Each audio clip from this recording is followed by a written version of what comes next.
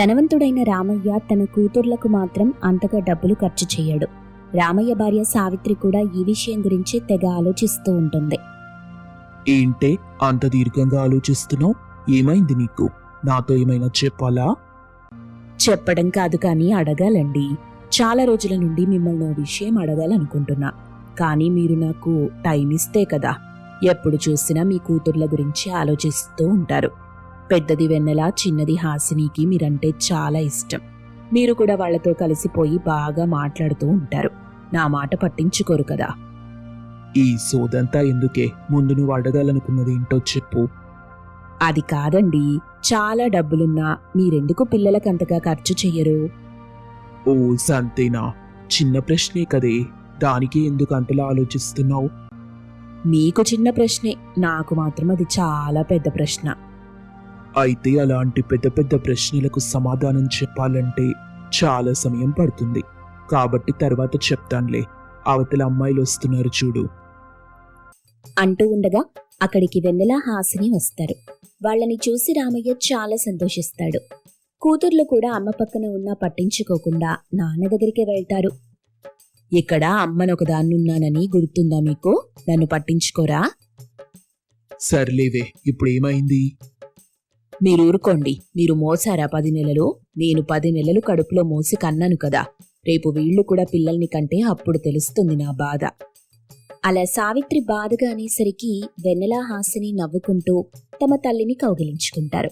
సావిత్రిని నవ్విస్తారు. ఏదో ఆట పట్టించాను లేవే అమ్మా, నువ్వు మా బంగారమ్మవి కదా. నువ్వు నా వెండి అమ్మవు కదా. వీళ్లకిదేం పిచ్చండి? పెద్దదానికి ఎప్పుడు బంగారం పిచ్చి, ఈ చిన్నదానికి వెండి పిచ్చి. వీళ్ల నగల పిచ్చి పాడుగాను. అమ్మా ఊరుకోవే, నీకు నాన్నని తిట్టడం అంటే ఇష్టం కదా. మా కూడా అలాగే, అవంటే ఇష్టం. నాన్న నాన్న, నా బర్త్డే వస్తుంది కదా, ఈసారి నాకు మంచి మంచి నగలు చేయించు నాన్న. వెండివే కదమ్మా, నాకు తెలుసులే. అవునన్నా. కానీ హాసిని, నా మాట విను. నేనిప్పుడు నీకు ఏవీ కొనివ్వలేకపోతున్నాను. నా వ్యాపారంలో నష్టం వచ్చింది. అప్పటి నుండి నాకు సరైన డబ్బు రావట్లేదు. ఏంటండి మీరు? పిల్లల్ని ఎప్పుడు ఇలా ఏదో ఒకటి చెప్పి బాధ పెడుతూ ఉంటారు. ఏమే, మీరు కాలేజ్కి వెళ్ళండి, మీ నాన్నతో నేను మాట్లాడతానులే. సావిత్రి, నువ్వు కూడా నా మాట విను. ఇంతవరకు నీకు కూడా చెప్పలేదు. వెన్నెల కూడా ఇక్కడే ఉంది కాబట్టి ఈరోజు మీతో నేను కొన్ని విషయాలు చెప్పాలి అంటూ రామయ్య దిగులుగా కూర్చుంటాడు. ఇంతలో వెన్నెల తన తండ్రికి ఒక గ్లాసులో నీళ్లు తెచ్చిస్తుంది. అప్పటి వరకు సరదాగా ఉన్న అందరూ రామయ్య మొహం చూసి బాధగా మారిపోతారు. ఇల్లంతా నిశ్శబ్దంగా మారింది. ఇంతలో సావిత్రి, ఏం జరిగిందండి? వ్యాపారంలో నష్టమెలా వచ్చింది? మిమ్మల్ని ఇంతవరకు నేనెప్పుడూ ఇలా చూడలేదు. ఏదో నవ్వుతూ ఉన్నారు కదా అని నేను జోకులేస్తున్నాను. ఇంత సీరియస్ అని నేను అనుకోలేదు. వ్యాపారంలో నేను నా స్నేహితుణ్ణి నమ్మాను. వాడు నాకు ద్రోహం చేశాడు. లాభంగా వచ్చిన డబ్బులు తీసుకుని ఎక్కడికో వెళ్ళిపోయాడు. వాడి కోసం చాలా గాలించాను. పోలీసులకి కూడా చెప్పాను. కానీ లాభం లేదు. నేనిప్పటికీ వాడి ఆచూకీ దొరకాలని, వాడు నాకు డబ్బు తెచ్చివ్వాలని కోరుకుంటూనే ఉన్నాను. నాకేం అర్థం కావట్లేదు. గత కొన్ని రోజుల నుండి నా పరిస్థితి మరీ దారుణంగా మారింది. ఎన్ని రోజులు లోపలే ఈ విషయాన్ని దాచుకుని బాధపడుతున్నాను. ఇంత జరుగుతున్నా మాకొక్క విషయం కూడా చెప్పలేదు కదా నాన్న. నువ్వింతలా బాధపడుతున్నావని మాకస్సలు తెలియదు నాన్న. ఎప్పుడూ నవ్వుతూ కనిపించేసరికి మేం కూడా నవ్వుతున్నాం. డబ్బులు లేవని తెలిసి ఎంత నరకం అనుభవించుంటారో. మీ స్నేహితుడు చేసిన ద్రోహాన్ని తలుచుకొని కుమిలి కుమిలి ఏడ్చుంటారు కదా. ఇంత జరుగుతున్నా నాకొక్క మాట కూడా చెప్పలేదు కదండి. నేను మీకు అంత పనికిరాని దాన్నైపోయానా? అంటూ సావిత్రి కన్నీళ్లు పెట్టుకుంది. సావిత్రిని చూసి వెన్నెల, హాసిని కూడా బాధపడ్డారు. వాళ్ళని చూసిన రామయ్య, ఎందుకే మీకు నేను ఏ విషయాలు చెప్పలేనిది? మీరెప్పుడూ ఆనందంగా నవ్వుతూ ఉండాలి. అలా నవ్వుతూ ఉండాలని నేను చూస్తాను. మీ కళ్ళలో కన్నీళ్లు చూడకూడదనుకుంటాను. అందుకే మీకు నా బాధ చెప్పలేదు. మీకు నేనంటే ఎంతో ఇష్టం కదా నాన్న, నాకు కూడా చెప్పలేదు మీరు. తండ్రంటే అదేనమ్మా. ఎంత కష్టమొచ్చినా తనలో తానే దాచుకుంటాడు. తనే కష్టపడాలనుకుంటాడు. తనే కన్నీళ్లు పెట్టుకోవాలనుకుంటాడు. తన వాళ్లను మాత్రం వాటన్నింటికీ దూరంగా ఉండేలా చూసుకుంటాడు. అందరి ఆశలు తీరుస్తూ ఏది ఆశించకుండా కష్టపడేవాడే కదా తండ్రి అంటే. అంటూ రామయ్య తన కూతుర్లు వెన్నెల హాసినిని పట్టుకుని ఏడుస్తారు. సావిత్రి అయితే మరింతగా కుమిలి కుమిలి ఏడుస్తుంది. నాన్న, నా బర్త్డే చేసుకోకపోయినా పర్లేదు, మీరు దాని గురించి ఏం ఆలోచించకండి అంటూ తన తండ్రిని పట్టుకుని కంటతడి పెట్టింది. తరువాత వెన్నెల హాసిని ఇద్దరూ కాలేజ్కి వెళ్తారు. సావిత్రి ఇంటి పనుల్లో మునిగిపోతుంది. రామయ్య మాత్రం తన స్నేహితుడి కోసం గాలింపు చర్యలు చేస్తుంటాడు. అలా కొన్ని రోజులు గడుస్తాయి. ఒకరోజు రామయ్యకు గుండెపోటొస్తుంది. ఇంట్లో అందరి ముందు కుప్పకొలిపోతాడు. సావిత్రి చాలా కంగారు పడుతుంది. అయ్యో ఏవండి, నీకింత బాధ వస్తుందనుకోలేదు. దేవుడా కాపాడు తండ్రి, మా ఆయన్ని కాపాడు. అమ్మా, నాన్నని వెంటనే మనం ఆసుపత్రికి తీసుకెళ్దాం. అక్క, ఎవరినైనా పిలుచుకురానా? వద్దమ్మా వద్దు, నాకు తెలుస్తుంది నేనిక ఉండనని. నన్ను క్షమించండమ్మా. మీరు కోరుకున్నవన్నీ మీకు తీసుకొచ్చి ఇవ్వలేకపోయాను. వ్యాపారంలో నష్టం, స్నేహితుడి ద్రోహం భరించలేకపోయాను. కానీ మీకు మాత్రం నేను ఏ లోటు లేకుండా చేసి వెళ్తున్నాను. మీరేం కంగారు పడకండి. అమ్మని జాగ్రత్తగా చూసుకోండి. నాన్న, ఏం మాట్లాడుతున్నారు మీరు? మీరు ఊరుకోండి. ఈ సమయంలో మాట్లాడకండి నాన్న. మీరు లేకపోతే మేం లేము. నాన్న, నాన్న. ఏవండి, నన్నిలా వదిలేస్తారా? అమ్మా వెన్నెల, హాసిని, ఇదిగో మీ అమ్మని మాత్రం ఇలా కంటతడి పెట్టుకోకుండా చూసుకోండి. మీ అమ్మ మన కోసం చాలా త్యాగం చేసింది. పాపం, దానికి మనమే లోకం. దాన్ని ఏడవనివ్వకండమ్మా. అన్నట్టు ఇదిగో అంటూ రామయ్య తన జేబులో నుండి ఒక చీటీ తీసి సావిత్రికిస్తాడు. దాన్ని సావిత్రి తీసుకుంది. పిల్లల కోసం ఏం చెయ్యరా అని అంటూ ఉంటావు కదే, చేశానే. చాలా గొప్పగానే చేశాను. అంతా అందులో ఉంది. అమ్మా వెన్నెల, హాసిని, మీ పెళ్లిళ్ళు కూడా చూడలేకపోతున్నాను. నేనెక్కడున్నా మీతోనే ఉంటానమ్మా. మీ మధ్య ఉంటాను అంటూ రామయ్య కళ్ళు మూశాడు. రామయ్య చనిపోయాడని తెలిసి సావిత్రి గుండెలు పగిలేలా ఏడుస్తుంది. హాసిని, వెన్నెల అయితే రామయ్యని తట్టి తట్టి లేపుతారు. శోకంతో ఆ ఇల్లంతా నిండిపోతుంది. మరుసటి రోజు దహనక్రియలయ్యాక ఇంట్లో ముగ్గురు కూర్చుని రామయ్యని తలచుకొని ఏడుస్తుంటారు. అప్పుడే రామయ్య ఇచ్చిన చీటీ సావిత్రికి గుర్తొస్తుంది. ఆ చీటీ తీసి చూస్తుంది. అందులో ఏదో రాసుంది. నాకిది సరిగా అర్థం కావట్లేదే. అమ్మ వెన్నెల, హాసిని, ఇదేంటో చూడండమ్మా. వెన్నెల తన తల్లి దగ్గర నుండి ఆ చీటీ తీసి చూస్తుంది. అందులో ఒక ఇంటి అడ్రస్ ఉంది. ఆ అడ్రస్లో ఎవరుంటారు? మీ నాన్న దాని గురించి నాకెప్పుడూ చెప్పలేదే. నాన్న ఈ చీటీ ఇచ్చాడంటే ఏదో ఉంటుందనే కదా అర్థం. ఓసారి వెళ్ళి చూద్దాం పదమ్మా. అవునక్క, వెళ్ళి చూద్దాం. అమ్మా, వెళ్దామే. సరే పదండి అని ముగ్గురు కలిసి రామయ్య ఇచ్చిన అడ్రస్కి వెళ్లారు. ఆ అడ్రస్కి వెళ్లేసరికి ఆ ఇంటిపై సావిత్రి నిలయమని రాసి ఉంది. అలాగే గేటు దగ్గర ఉన్న వాచ్మెన్ వాళ్ళని చూసి నమస్కారం చేస్తాడు. అమ్మా నమస్కారం. అయ్యగారి అంత్యక్రియలకు వచ్చాను. మీరు బాధల్లో ఉన్నారు, అందుకే మాట్లాడలేకపోయాను.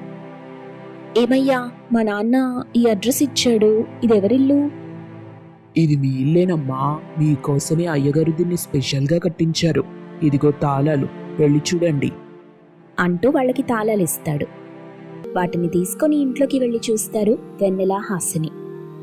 చాలా విశాలమైన ఇల్లు. అందులో 2 గదులు కూడా ఉన్నాయి. ఒకటి వెన్నెలకి, రెండోది హాసినికి. వారి వారి గదుల్లోకి వెళ్లి చూస్తారు. చూడగానే ఇద్దరూ షాక్ అవుతారు. వెన్నెల గదిలో గోల్డెన్ బాత్రూమ్ ఉంది. హాసిని గదిలో సిల్వర్ బాత్రూమ్ ఉంది. వాటిని చూసి ఇద్దరూ చాలా సంతోషిస్తారు. అమ్మా, అమ్మా, చూసావా? నా గదిలో చూసావా? చూశానే. ఆయన ఆ రోజే చెప్పారు కదా, నేను లేకపోయినా పిల్లలకి మాత్రం ఏ లోటు ఉండకూడదన్నారు. ఆయన చెప్పినట్టే చేశారు. సావిత్రి, వెన్నెల, హాసిని అలా రామయ్య గురించి మాట్లాడుకుంటూ ఉండగా వాచ్మెన్ వచ్చి ఒక పెద్ద సంచి ఇస్తాడు. అలాగే ఒక లెటర్ కూడా ఇస్తాడు. ఇవెవరివ్వమన్నారు? ఎవరో ఒక ఆయన వచ్చి సంచి ఇచ్చాడమ్మా. లెటర్ మిమ్మల్ని చదువుకోమని చెప్పాడు. వెన్నెల ఆ లెటర్ తీసుకుని చదువుతుంది. రామయ్యని మోసం చేశాను. డబ్బు తీసుకుని పారిపోయినందుకు క్షమించండి. నా మొహం మీకు చూపించి క్షమించమని అడగలేను. చెయ్యకూడని తప్పు చేశాను, మన్నించండి. రామయ్య డబ్బులు తిరిగిచ్చేస్తున్నాను. వెన్నెల ఆ లెటర్ చదువుతుండగా సావిత్రి బోరున ఏడుస్తుంది. కన్నీళ్లు పెట్టుకుంది. సావిత్రిని హాసిని వెన్నెల పట్టుకుని ఓదారుస్తారు. ఊరుకో అమ్మా, నాన్న లేకపోయినా మనం బాధపడకూడదని అన్నీ ఇచ్చేసి వెళ్ళాడు. నిన్నేడవనివ్వకుండా నాన్న చూసుకోమన్నారు కదా, అలా ఏడిస్తే నాన్న ఆత్మ శాంతించదు. అలా ఇద్దరు కూతుర్లు తమ తల్లిని ఓదారుస్తారు. ఇక తరువాత ముగ్గురు ఆ ఇంట్లోనే ఉంటూ ఆనందంగా బ్రతుకుతారు. వెన్నెల అయితే golden bathroom, Hasini silver bathroom ని చూసి చాలా ఆనందిస్తారు. తమ తండ్రి తమకిచ్చిన ఆఖరి కానుకని చూసుకుంటూ, ఆయన గుర్తులని తలచుకుంటూ సావిత్రిని ఆనందంగా ఉండేలా చూసుకుంటారు. సావిత్రి కూడా వెన్నెల హాసినిలకి ఏ ఇబ్బంది రాకుండా వాళ్ళెప్పుడూ నవ్వుతూ ఉండేలా చూసుకుంటుంది. రాత్రి 12 కావస్తుంది. ఆకాశంలో చంద్రుడు సరదాగా తిరుగుతుంటే హాస్టల్ బిల్డింగ్ మీద చెల్లి అంజలి టెన్షన్తో తిరుగుతూ, ఈ నెల గడిచింది, వచ్చే నెల పరిస్థితి ఏంటి అని ఆలోచిస్తుండగా అక్క అమృత వచ్చింది. ఏమైంది చెల్లి, ఇంత రాత్రిపూట పడుకోకుండా ఏం ఆలోచిస్తున్నావు? ఇంతకాలం సాఫ్ట్వేర్ జాబ్ ఉంది కాబట్టి ఊళ్ళో ఉంటున్న అమ్మా నాన్నలకి డబ్బు పంపించానక్క. ఆ డబ్బు తీసుకెళ్లి నా చదువు కోసం దయాకర్ దగ్గర చేసిన అప్పు కోసం కడుతుండేవాళ్లు. ఇప్పుడు జాబ్ పోయింది, వచ్చే నెల డబ్బులు కట్టేదెలా? ఈ ఆలోచన నన్ను పడుకోనివ్వట్లేదక్కా. చెల్లి, నా శాలరీ వస్తుంది కదా, మా సార్ని కొంచెం అడ్వాన్స్ అడుగుతాను. రెండు కలిపి అమ్మ వాళ్ళకి పంపిద్దాం. ఎప్పటిలాగే అప్పు కట్టేస్తారు. నీకు శాలరీ వచ్చేదే తక్కువ, అది మన హాస్టల్కి మేకప్ ఖర్చులకే సరిపోతుంది. మళ్ళీ జాబ్ వచ్చే వరకు నువ్వు మేకప్ వేసుకోవద్దులే చెల్లి. అప్పుడు అద్దంలో నన్ను నేను చూసుకుంటే భయపడతానక్కా. అవును చెల్లి, నేనా విషయం మర్చిపోయాను. నువ్వు ఖచ్చితంగా మేకప్ వేసుకోవాలి. మళ్ళీ జాబ్ కోసం ఇంటర్వ్యూలు అటెండ్ చేయాలి. ఎలాగైనా జాబ్ కొట్టాలి. ఊళ్ళో ఉన్న అమ్మా నాన్నలకి ఎలాంటి బాధ కలగకుండా చూసుకోవాలి. అందుకే కదక్కా ఇంత రాత్రి పడుకోకుండా ఇంతలా ఆలోచిస్తున్నాను. నీకు నీ సాఫ్ట్వేర్ జాబ్ వచ్చే వరకు మా ఆఫీస్లో జాబ్ చేస్తావా? నీకు నీ కాల్ సెంటర్ జాబ్కి దండం పెడతానక్కా. నిన్నే నేను ఆ జాబ్లో నుండి బయటకి తీసుకురావాలనుకుంటుంటే నువ్వు నన్ను నీ జాబ్లోకి తీసుకెళ్లాలనుకుంటున్నావా? వద్దంటే వద్దు. అది కాదు చెల్లి, నీ సాఫ్ట్వేర్ జాబ్ తిరిగి నీకు దొరికే వరకు చెయ్యి. నేనింక జాబ్ చెయ్యాలనుకోవట్లేదక్కా. మరి అత్తగారింట్లో గరిటె పట్టుకుని వంట చేద్దామనుకుంటున్నావా చెల్లి? అది కాదక్కా, ఏదైనా బిజినెస్ చేద్దామనుకుంటున్నాను. జోక్ బావుంది చెల్లి, కాకపోతే నా నవ్వు బావుండదు కదా, అందుకే నవ్వట్లేదు. జోక్ కాదక్కా, నేను నిజమే చెప్తున్నా. ఎర్లీ మార్నింగ్ 4 గంటలకు ఎగ్ ఆమ్లెట్ అమ్మే వ్యాపారం. ఇప్పుడు కూడా నవ్వాలనిపిస్తుంది చెల్లి, కానీ ఇప్పుడు నీకు గొంతు పోయేలా చెప్పడం కంటే ఉదయం 4 గంటలకు నిన్ను సాఫ్ట్వేర్ ఆఫీసులున్న ఏరియాకి తీసుకెళ్లి కల్లారా చూపించడం ఉత్తమం. పదక్క, ఇప్పుడు వెళ్ళి పడుకొని ఉదయం 4 గంటలకు నా ఓల్డ్ సాఫ్ట్వేర్ ఆఫీస్ దగ్గరికి వెళ్దాం. అప్పుడు నీకు నేను చెప్పిన వ్యాపారం మీద ఒక నమ్మకం ఏర్పడుతుంది. సరే పద, ఇప్పుడు పడుకొని 4 గంటలకు లేచిపోదాం. ఎక్కడికో క్లారిటీగా చెప్పక్కా, లేదంటే లేనిపోని డౌట్స్ వస్తాయి. అబ్బా చెల్లి, నీ ఓల్డ్ సాఫ్ట్వేర్ ఆఫీస్ దగ్గరికి అని ఇద్దరూ డాబా మీద నుండి వాళ్ల రూమ్కి వెళ్ళిపోయారు. అంజలి 3 గంటలకి అలారం పెడుతుంది. అక్క, 3 గంటలకి అలారం పెట్టాను. అలారం మోగిన వెంటనే లేచి రెడీ అయి నా ఓల్డ్ సాఫ్ట్వేర్ ఆఫీస్ దగ్గరికి వెళ్ళాలి, సరేనా? సరే చెల్లి అని ఎవరి బెడ్ మీద వాళ్ళు పడుకున్నారు. సమయం అలా గడిచిపోతూ ఉంది. 3 గంటలకు అలారం మోగింది. అంజలి నిద్రలేచి తన అక్క అమృతని నిద్రలేపింది. ఇద్దరూ ఫేస్ వాష్ చేసుకుని హాస్టల్ నుండి మెయిన్ రోడ్ మీదకొచ్చారు. ఆటో మాట్లాడుకుని 10 నిమిషాలు జర్నీ చేసి ఒక సాఫ్ట్వేర్ బిల్డింగ్ ముందు ఆటో దిగారు. అంజలి డబ్బులిచ్చింది. ఆటో అతను అక్కడి నుండి వెళ్ళిపోయాడు. అక్క, ఇప్పుడు నాతో పాటు ముందుకు పదా. కొద్ది దూరం అమృతని తీసుకెళ్ళింది. అదొక బిర్యానీ కొట్టు. అక్కడ చాలా మంది తింటూ ఉంటారు. షాక్ అవుతుంది. ఉదయం 4 గంటల సమయం. అమృతకి నమ్మశక్యంగా లేదు. అమృత అయోమయంగా చూస్తూ ఉంటుంది. అక్క, ఇప్పుడేమంటావ్? ఉదయం 4 గంటలకు బిర్యానీ తింటున్న వాళ్ళు ఉన్నారు. అప్పుడు అదే ఉదయం 4 గంటలకు ఎగ్ ఆమ్లెట్ పెడితే తింటారా లేదా చెప్పక్కా? ఖచ్చితంగా తింటారు చెల్లి. అయితే మనం ఉదయం 4 గంటలకు ఎగ్ ఆమ్లెట్ అమ్మటం చెయ్యొచ్చు కదక్కా? గ్యారంటీగా చేయొచ్చు చెల్లి. కాకపోతే ఇప్పుడు మనం కూడా బిర్యానీ తిందాం. ఓహో, బిర్యానీ చూడగానే నీకు కూడా బిర్యానీ తినాలని ఎలా అనిపించిందో మన ఎగ్ ఆమ్లెట్ చూసిన వాళ్ళకి అలాగే అనిపించాలి. అలా నువ్వే చెయ్యాలి. సరే చెల్లి, చేస్తాను. అదిరిపోయేలా చేస్తాను. నేను చేసే ఎగ్ ఆమ్లెట్ వాసనకి ఆఫీస్లో ఉన్నవాళ్ళు పారిపోవాలా అని పక్కపక్క నవ్వింది అంజలి. అమృత కోపంగా చూస్తూ, లేదు, మన ఎగ్ ఆమ్లెట్ కొట్టు దగ్గరికి పరిగెత్తుకొని రావాలి. అప్పుడు మనం ఇక్కడ కాదు ఉండాల్సిందే. రిచ్ ఏరియాలో రిచ్ పర్సన్స్ లాగా ఉండాలి. సరే సరే, ఇప్పుడు మనం హాస్టల్కెళ్ళి అక్కడి నుండి మన ఊరికి వెళ్ళాలి. అక్కడ ఇక్కడ అప్పు చేయటం కాకుండా ఆ దయాకర్ దగ్గరే చేద్దాం. ఆ డబ్బు తీసుకొచ్చి ఇక్కడ మనం ఎగ్ ఆమ్లెట్ బిజినెస్ చేద్దాం. ఏమంటావక్క? ఇంత దూరం వచ్చాను కదా చెల్లి, చికెన్ బిర్యానీ తినేసి వెళ్దాము అంటాను అని అక్క అమృత చెప్పగానే అంజలి ఏమీ మాట్లాడకుండా చికెన్ బిర్యానీ దగ్గరికి అమృతని తీసుకెళ్తుంది. రుచికరమైన చికెన్ బిర్యానీని పెట్టింది. అమృత ఆనందంగా చికెన్ బిర్యానీ తింటుంది. కోడి కూతతో ఊరు తెల్లారింది. కట్టెల పొయ్యి దగ్గర సుజాత కూర్చుని వంట చేస్తుంటే చంద్రయ్య పాలు తీసుకొచ్చాడు. సుజాత, పాలు తీసుకొచ్చాను, చాయ్ పెట్టు. పెడతాను గాని నిన్న పొలం దగ్గర దయాకర్ బాబు గారు చెప్పిన పెళ్లి విషయం గురించి ఏమైనా ఆలోచించారా? లేదు సుజాత, దయాకర్ బాబు చెప్పింది బాగానే ఉంది, కానీ మన అమ్మాయిలు ఒప్పుకోవాలి కదా.